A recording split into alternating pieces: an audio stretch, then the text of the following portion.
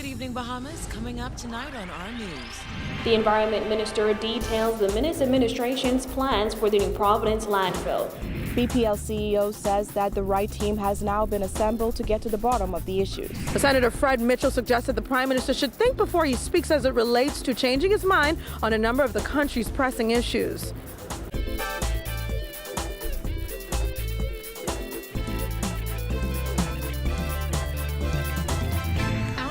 Brought to you by Alive, the nation's newest and best LTE network. Good to be alive.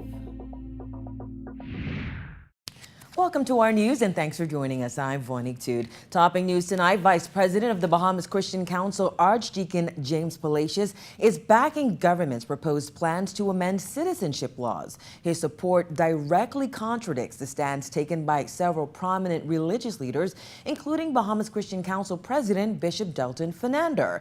A defiant Palacios says it's not about being popular amongst one's peers, it's about doing what's right. He spoke with our Jasmine Brown. I think they're wrong, and of course they think I'm wrong. Because all my arguments have been against their arguments, and theirs have been against mine. That's fine. Democratic, I am Vice President of the Bahamas Christian Council. The President obviously has an opinion on this that is different from mine. Palacios asserted that while there are many church leaders who are against the proposed law change regarding citizenship, he believes it is the right thing to do. If you believe that women all persons in society ought to have equal rights, then yeah, you might be playing with fire because you're changing something, but isn't that the right thing to do? It's not a popular view, far from it, but 60% or whatever it is voted against it. Earlier this month, Bishop Fernandez accused the Minnis administration of taking draconian actions regarding its plan to change the law on citizenship rights through amendments to the Bahamas Nationality Act, which was announced on November 2nd. Fernandez also said he sees the move as going against the results of a 2016 referendum that dealt with the same citizenship issues. But Palacios said although there was a majority no vote, it doesn't make it right.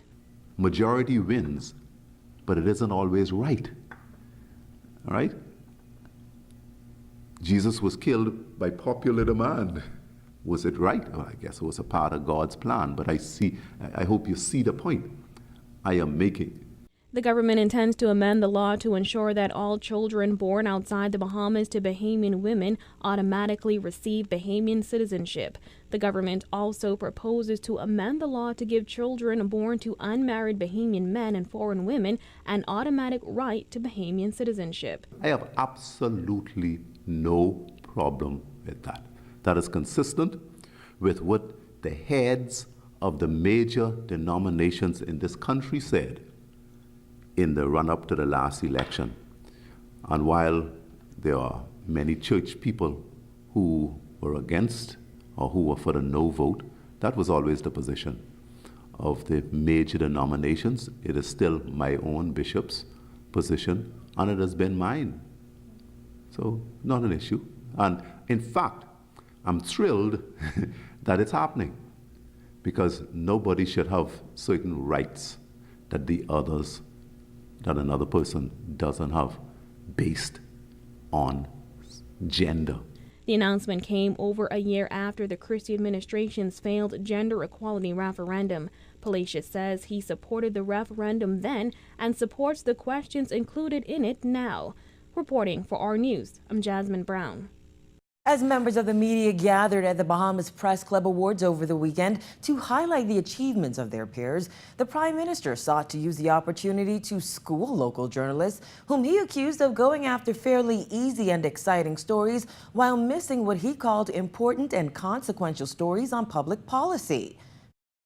But in addition to the sometimes heated moments or events of the day, there is much more that the press may report on, especially on matters of public policy.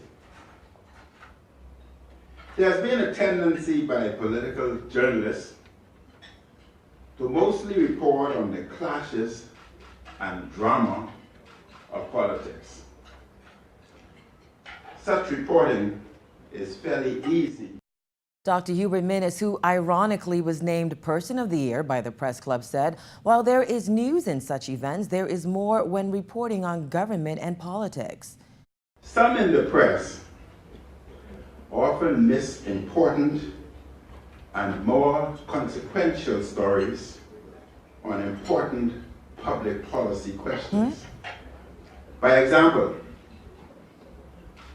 the landmark legislation that will be introduced to enable a certain classification of women and men denied equal access to citizenship in the Constitution has been unreported, while some other stories have gained more traction.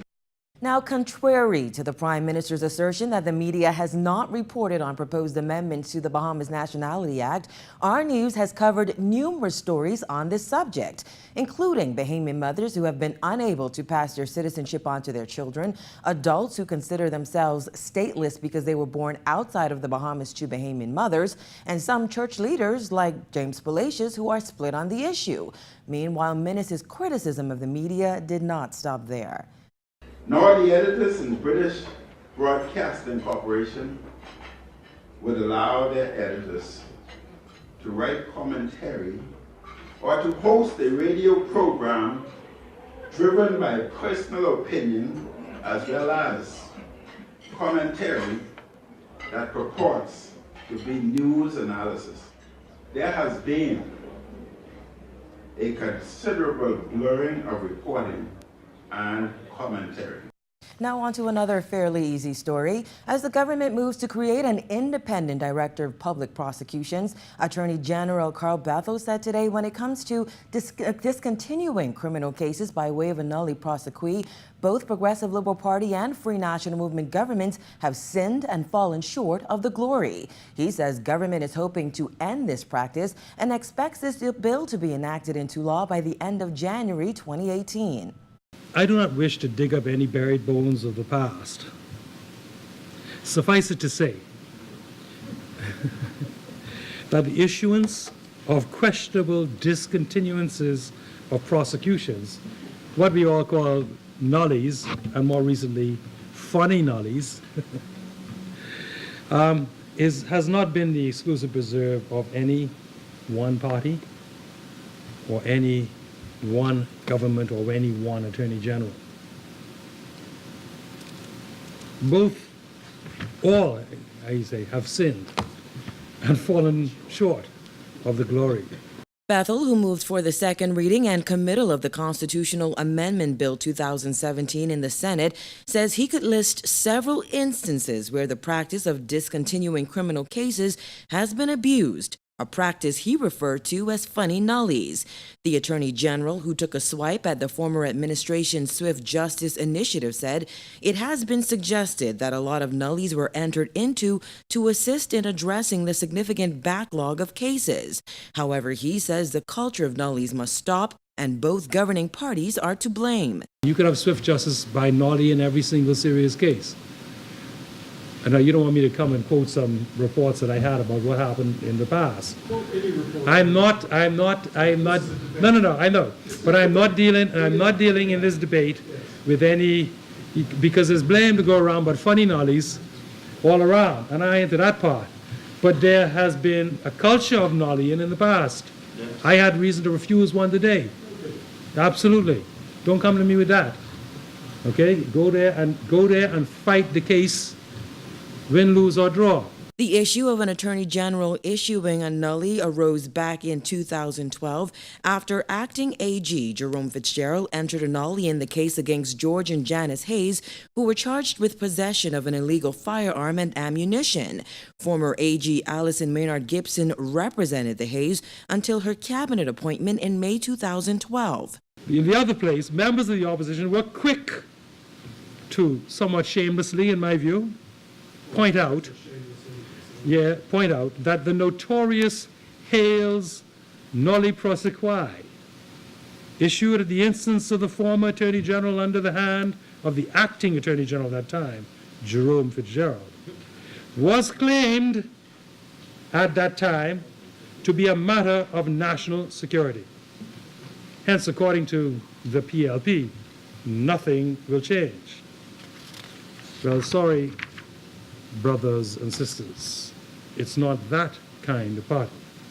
To end such occurrences, Bethel says once the bill is enacted into law by the end of January 2018, the government will mandate that specific directions given by the AG to the Director of Public Prosecutions be put in writing, signed by the AG, and gazetted so that Bahamians are immediately informed of those instructions and the rationale behind them. Putting some degree of separation between the prosecutorial function on a day-to-day basis from the appearance or perhaps the political influence of that aspect of the Attorney General's function is in the best interest of the Bahamas. Garvin Gaskin currently serves as DPP. I have complete confidence in him that he will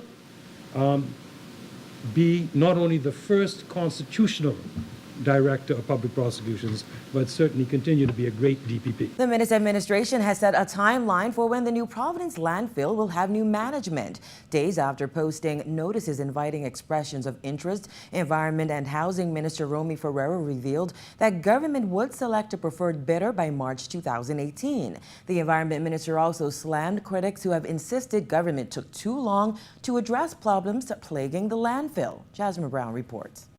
The Environment Minister blasted those critics, insisting it's not a quick fix at the New Providence landfill and it's not as easy as ordering a meal at your favorite chicken shack. The Bahamian public has to come to a fuller appreciation that the situation at the landfill is complicated. This isn't one of these things where you can go up to a fast food window and say, I want a 3-piece chicken with fries. It's really, and a Blue Mystic. The Environment Minister says he and his team have been working feverishly to address those issues. Today, he announced that his ministry began accepting submissions for expressions of interest for potential investment and management services for the landfill. The site was previously managed by Renew Bahamas. However, the company pulled out of that deal last year, claiming low profitability after failing to renegotiate its management contract and associated financial terms with the former Christie administration. The successful interests will receive terms and conditions of the RFP upon payment of a non-refundable registration fee of 10,000 Bahamian dollars and are expected to submit technical and financial proposals to the Tenders Board at the Ministry of Finance by the 18th of February 2017. The proposals will then be evaluated by the review selection team and a preferred bidder will be selected by the 15th of March 2018.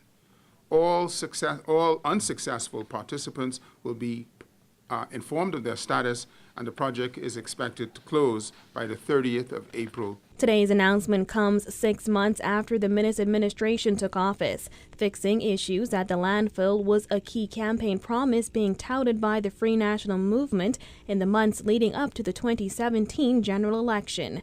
The promises came in the wake of a March 5th fire that burned for more than 3 weeks at the landfill and threatened homes in nearby Jubilee Gardens. A Pan-American Health Organization World Health Organization report released in June classified the New Providence landfill as an urgent public health hazard, presenting a chronic health risk to those operating in and around its vicinity. Ferreira says the government will do all it can to ensure something like that never happens again. However, he says they are taking time to ensure it's done right. These things take time. You know why? Because we want it to work. We want this to work. We've already had a situation under the former administration where they brought in Renew Bahamas and it didn't work. It was actually a disaster. We have no intention of going down that road. Reporting for our news, I'm Jasmine Brown. As promised, Bahamas Power and Light executives have made the bid tendering process public. Giorgio Bain tells us more. Executives of Bahamas Power and Light hold an open bid forum to cut down on issues that the company has experienced in recent years. Bahamas Power and Light CEO Whitney Hasty said in an effort to be transparent, companies engaged in the bidding process for the 80-megawatt generation plant were invited to attend the public opening to ensure that their documents were received. Yeah, so what we did today was go through a public opening of the 80-megawatt generation bid process. We submitted a tender. We actually let a tender out about a month and a half ago, and it closed on November 10th.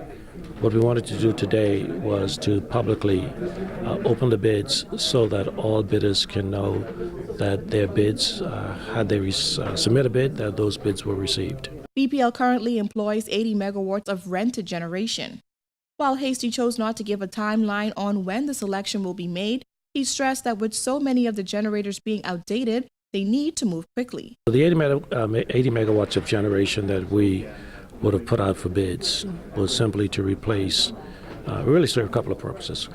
One is we do have aging equipment at Clifton Pier and Blue Hill. There's 40 megawatts at Clifton Pier that has to be replaced, and there's another 40 megawatts at Blue Hill that has to be replaced for a total of 80 megawatts. So the 80 megawatt tender that would have been sent out and bids received would be to look at replacing those assets. So what does this mean for the average consumer? Well, according to Hasty, residents could see a decrease in their bills. And what that means for the customers is that the fuel consumption is going to be a whole lot less to produce the same amount of power.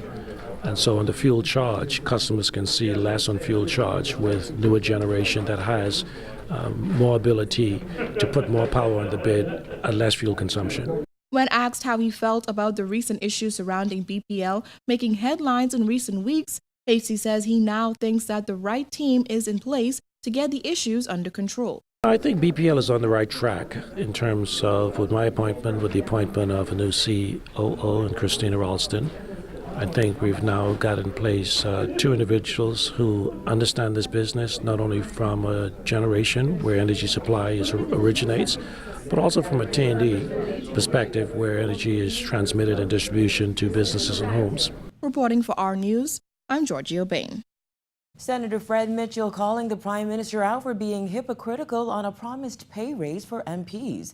April Sands reports. Hypocrisy in the most extreme sense of the meaning is what Senator Fred Mitchell is calling the Prime Minister's change of tone and words that he said over the weekend, explaining that he sees nothing wrong in changing his mind, particularly as it related to asking for a salary increase. Dr. Minnis's problem is that he speaks without thinking before he speaks.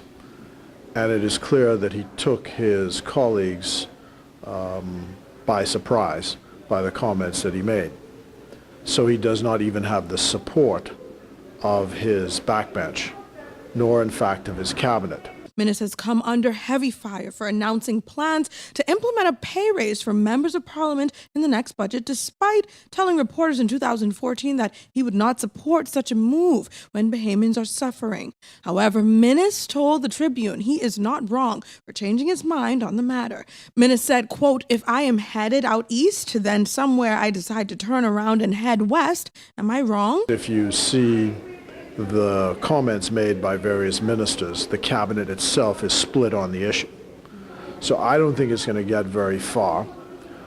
He does have the reputation for trying to bludgeon things through, so we'll see if he has the courage of his convictions.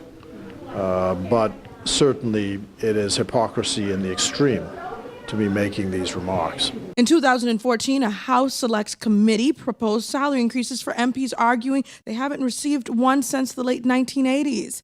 We made no pronouncement on salaries and made no recommendation on salaries beside that point. What we said was that there was a need to look at the benefits and allowances of the members of Parliament and other public figures.